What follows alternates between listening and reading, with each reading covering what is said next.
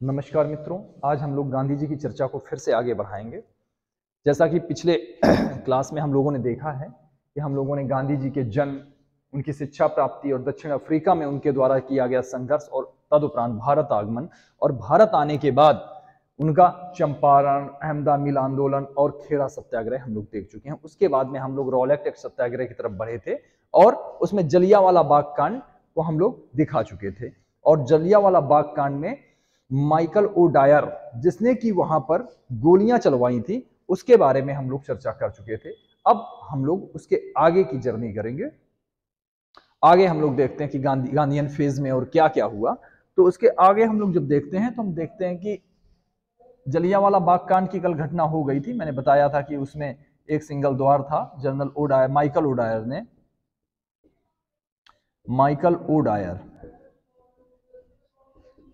O Dyer ने यहां आकर गोलियां चलवा दी थी। और उसके लिए इस जलियांवाला बाग हत्याकांड के लिए ब्रिटिश हुकूमत के द्वारा हंटर कमेटी गठित की गई थी। कल हम लोगों ने चर्चा की थी सर हंटर के नेतृत्व में, और इसमें 8 सदस्य थे, जिसमें 3 भारतीय थे। इस पे हम लोग चर्चा कर चुके हैं। 3 भारतीय कौन थे वो भी मैंने कल बताया था, साहिबजादा सुल्तान, सीतलवाड़ और तीसरे थे आपके जगत नारायण। तो इनके बारे में हम लोगों ने चर्चा कर ली थी। इसी समय मैंने ये भी बताया था कि ये हंटर कमेटी तो ब्रिटिश हुकूमत के द्वारा गठित की गई थी। इसमें एक कमेटी जिसको हम लोग, मैंने बताया था कल आपको कि तहकीकात कमेटी गठित की गई थी, जिसमें जिसके जो अध्यक्ष थे, अध्यक्ष की अगर हम बात करें, इस तहकीकात कमेटी के अध्यक्ष कांग्रेस द्वारा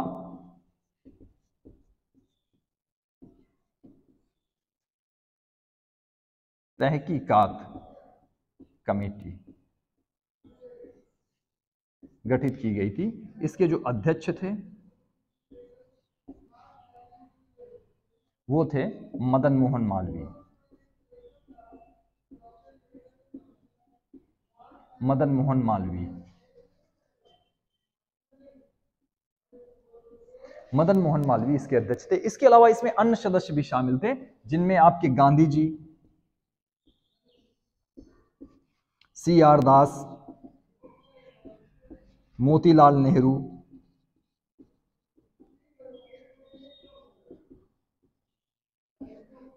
उपल जयकर,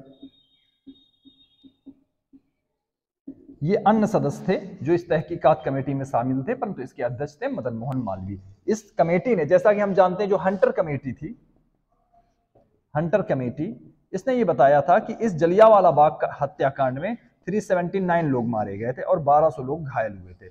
जबकि ये तहकीकात कमेटी थी, इसने ये कहा था कि 1000 से अधिक लोग मारे गए और लगभग 3000 लोग घायल हुए थे। खैर, इस हंटर कमेटी जो गठित हुई थी, एक तो इसने जो जो लोग उस जलियांवाला बाग कांड में शहीद हुए थे उन लोगों की संख्या कम बताई। दूसरा क्या था कि हंटर कमेटी ने सारे प्रकरण पर एक लीपापोती करने का प्रयास किया। उसने ये कहा कि माइकल ओ डायर, जिसने वहां पर गोलियां चलवाई थी, उसकी महज एक ही गलती थी कि उसने शक्ति या बल का प्रयोग आवश्यकता से अधिक कर लिया था।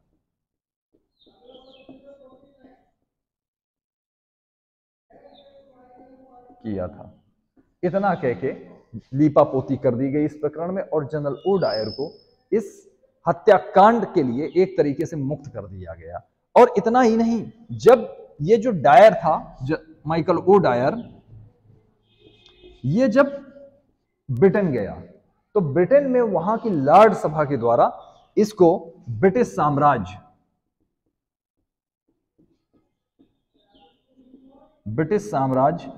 का शेर, ब्रिटिश साम्राज्य का शेर कहा गया और इसे मान की तलवार दी गई।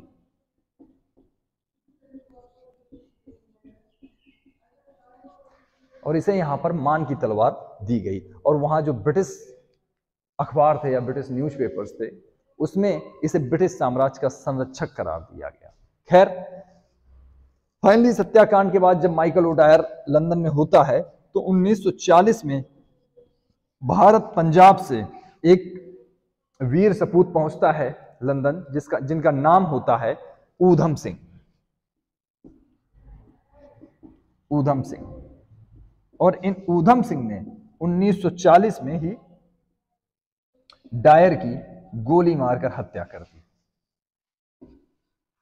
यहां तक ये जलियांवाला बाग कांड का प्रकरण हुआ। इस पे हम लोगों ने सारी चर्चा की कि ये डॉक्टर सत्यपाल सैफुद्दीन किचलू और गांधी जी की गिरफ्तारी के विरोध में और रॉलेट एक्ट हटाए जाने के विरोध में यहाँ पर भाषणबाजी चल रही थी। इस सभा को हंसराज नामक व्यक्ति ने बुलवाया था, जो बाद में सरकारी गवाह बना, और अंततः यहाँ पर माइकल ओडायर पहुंचता है और इस माइकल ओडायर ने यहाँ पर गोलियां चलवा दी, जिसमें दोनों तरफ से कमेटियां इसकी जांच कमेटियों के लिए गठन हुआ, जिसमें ब्रिटिश के द्वारा जो जांच कमेटी का गठन होता है, तो उस ब्रिटिश जांच कमेटी में होता यह है कि हंटर कमेटी के नाम से कमेटी गठित की जाती है और ये 379 लोगों की हत्या को मानती है और 1200 लोग घायल हुए, ये कमेटी ऐसा मानती है। और इसमें जो माइकल ओडायर होता है, जो इस हत्याकांड को अंजाम देता है, उसे मुक्त कर दिया जाता है। और बदले में जब वो ब्रिटेन पहुंचता है तो वहां की ब्रिटिश लॉर्ड सभा द्वारा उसे ब्रिटिश साम्राज्य का शेर या ब्रिटिश साम्राज्य का संरक्षक कहा जाता है और मान की तलवार प्रेजेंट की जाती है। जबकि दूसरी ओर कांग्रेस द्वारा जो है तहकीकात कमेटी गठित की जाती है मदन मोहन मालवीय के नेतृत्व में, और इस कमेटी के द्वारा जो है ये माना जाता है कि लगभग 1000 से अधिक लोग मारे गए थे और 3000 से अधिक लोग घायल हुए थे। और इस जो तहकीकात कमेटी होती है, इसके जो अन्य सदस्य होते हैं, सी.आर. दास, गांधी जी, प्रफुल्ल जयकर, ये सारी हम लोग चर्चा कर चुके हैं। खैर, अब इसके बाद हम आते हैं, फिर जानते हैं कि 13 अप्रैल, मैंने कल आपको बताया भी था, 13 अप्रैल 1919 को जलियांवाला बाग कांड होता है और 18 अप्रैल 1919 को गांधी जी इस आंदोलन को वापस ले लेते हैं। इसी समय मैंने डिस्कस किया था कि इसमें एक प्रथम विश्व युद्ध का दौर चल रहा था, और वो जो प्रथम विश्व युद्ध था 1914 से लेकर 1919 तक चला था। इसमें मैंने ये बताया जो मित्र राष्ट्र थे, मित्र राष्ट्र यानी ब्रिटेन, फ्रांस, नीदरलैंड, ठीक है ना, एंड यूएसए यानी संयुक्त राज्य अमेरिका, इनको इस युद्ध में विजय प्राप्त होती है। और जो तानाशाही राष्ट्र होते हैं, इटली, जर्मनी, इनको पराजय हासिल होती है। इस पराजय के बाद बिकॉज जो तुर्की होता है, तो तुर्की क्या करता है, ये फांसीवादी राष्ट्रों की ओर से इस युद्ध में, प्रथम विश्व युद्ध में शामिल होता है तुर्की। अब होता यह है कि जब प्रथम विश्व युद्ध में ब्रिटेन, फ्रांस जैसे जो मित्र राष्ट्र होते हैं, ये जब विजय प्राप्त कर लेते हैं तो पराजित राष्ट्रों के ऊपर ये कई संधियां थोपते हैं। कुल मिलाकर इनका उद्देश्य होता है पराजित राज्यों को दंडित करना। इसी में से जैसा कि हम जानते हैं कि जो फ्रेंड्स कंट्री थे या मित्र राष्ट्र, इन्हें मित्र राष्ट्र बोला जाता था, विजेता राष्ट्रों को। ये मित्र राष्ट्र, इसमें ब्रिटेन, फ्रांस, नीदरलैंड वगैरह वगैरह शामिल थे, इनके साथ यूएसए भी था, ये भी थे। ये मित्र राष्ट्र क्या करते हैं, संधियां थोपते हैं। जैसे वर्साय की संधि, ये जर्मनी पर थोपी जाती है। उसी तरह सेवर्स की संधि तुर्की के ऊपर थोपी जाती है। इस सेवर्स की संधि के तहत यहां के सुल्तान को दंडित किया जाना होता है, यहां के खलीफा को पनिशमेंट दिया जाना होता है। अब जाहिर सी बात है कि तुर्की के खलीफा के प्रति संपूर्ण विश्व के मुसलमानों की एक सहानुभूति होती है। अब जब ये दंडित करने की बात आती है 1919 में, तो संपूर्ण विश्व के जो मुस्लिम समुदाय होता है वो खलीफा के समर्थन में या खलीफा के प्रति सद्भावना रखते हुए मित्र राष्ट्रों का विरोध करने लगता है। कुल मिलाकर कह सकते हैं कि ये जो सेवर्स की संधि जो तुर्की पर थोपी जानी थी, इसका विरोध करने लगता है। अब जब संपूर्ण विश्व के मुसलमान भाई इसका विरोध कर रहे होते हैं, तो भारत के भी मुस्लिम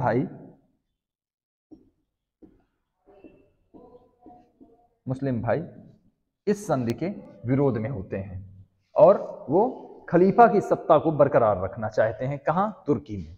खैर, अब इसी समय गांधी जी देखते हैं इस मुद्दे को इससे पहले रॉलेट एक्ट में एक तरह से असफलता हाथ लगती, ये बात अलग है कि अखिल भारतीय आंदोलन होता है। तो गांधी जी यहीं पर अपने आगामी आंदोलनों के लिए मुस्लिम भाइयों का सहयोग प्राप्त करने के लिए वो क्या करते हैं कि मुस्लिम भाइयों को वो उत्साहित करते हैं कि खलीफा के मुद्दे पर खिलाफत आंदोलन छेड़ने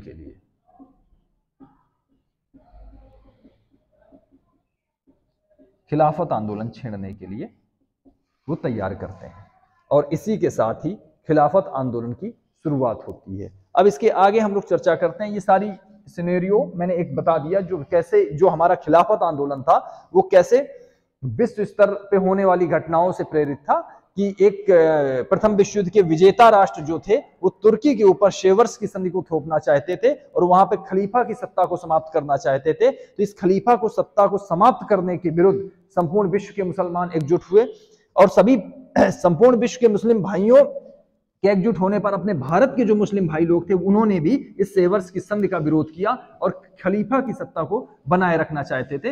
इसी आधार पर गांधी जी ने मुस्लिम भाइयों को सहयोग देते हुए कहा कि आप सभी मिलकर इस खलीफा के पद सत्ता को बरकरार रखने के लिए खिलाफत के मुद्दे पर खिलाफत आंदोलन छेड़े। इसी आधार पर 23 नवंबर 1919 को अखिल भारतीय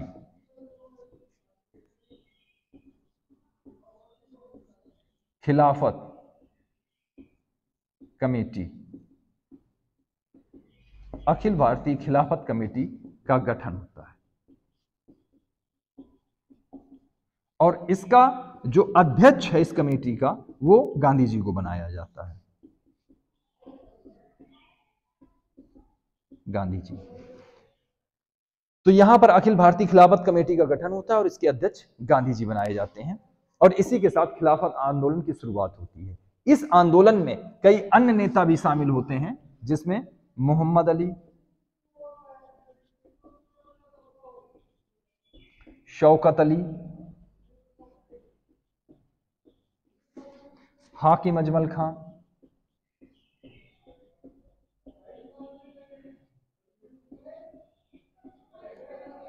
ये अन्य नेता भी इसमें शामिल होते हैं और इन्हीं के द्वारा ये आंदोलन आगे बढ़ता है। अब खिलाफत आंदोलन के दौरान होता क्या क्या है हम लोग उस बात पे चर्चा करेंगे।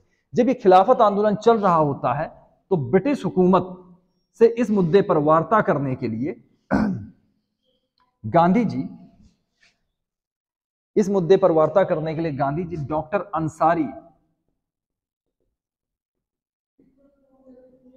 अंसारी की अध्यक्षता में एक शिष्टमंडल को भेजते हैं वायसराय से मिलने के लिए भेजते हैं,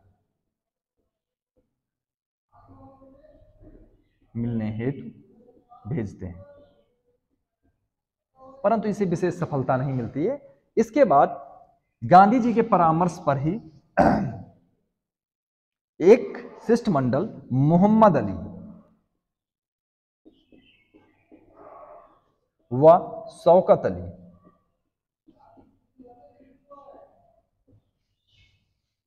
के नेतृत्व में लंदन जाता है, यानी ब्रिटेन, इस मुद्दे पर वार्ता करने के लिए, लेकिन इसे भी विशेष सफलता नहीं मिलती है। तो ये खिलाफत आंदोलन चल रहा होता है। लेकिन अब बात आती है कि खिलाफत आंदोलन के दौरान ही गांधी जी एक नई करवट लेते हुए, एक नई दिशा लेते हुए नए आंदोलन का सूत्रपात करते हैं। अब प्रश्न आता है ये आंदोलन कौन सा था? यही एक अखिल भारतीय आंदोलन गांधी जी शुरुआत करते हैं जिसका नाम होता है असहयोग आंदोलन। असहयोग आंदोलन। अब हम लोग इसी असहयोग आंदोलन पर चर्चा करेंगे और फिर इसके बाद हम लोग आएंगे कि खिलाफत आंदोलन समाप्त कैसे हुआ। असहयोग आंदोलन खिलाफत आंदोलन के साथ ही प्रारंभ होता है। अब ये आंदोलन कैसे समाप्त होता है हम लोग इस पर चर्चा करेंगे। तो लेकिन इससे पहले हम लोग असहयोग आंदोलन की थोड़ी सी चर्चा कर लेते हैं।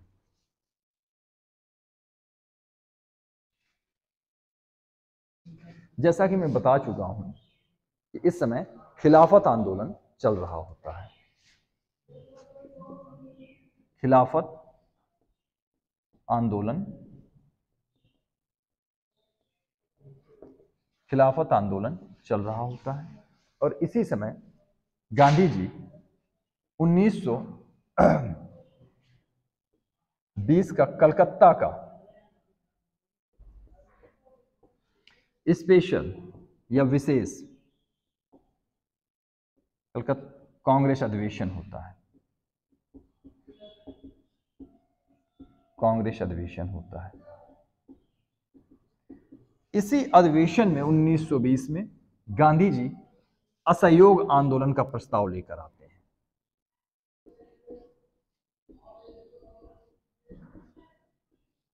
असहयोग आंदोलन का प्रस्ताव लेकर आते हैं।